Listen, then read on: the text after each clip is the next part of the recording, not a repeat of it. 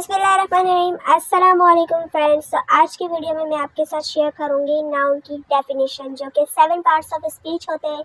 Detail में video मेरी channel पे पड़ी हुई, आप जाके लिंक में दे देती हूँ, डिस्क्रिप्शन में देख सकते हैं। तो आज सिर्फ मैं आपके साथ नाउन की डेफिनेशन शुरू करूँगी। तो चलिए आपको वीडियो को स्टार्ट करते हैं। टू द पॉइंट डेफिनेशन है names a person, place, thing और आइडिया।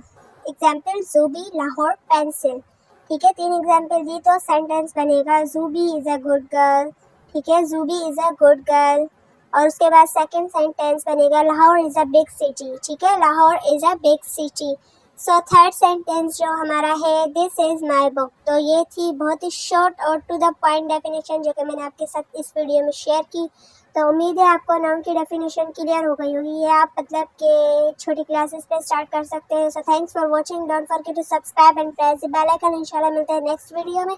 डिटेल में वीडियो में बनाऊंगी, लेकिन जल्द ही बनाऊंगी। तो मिलते हैं नेक्स्ट वीडियो में।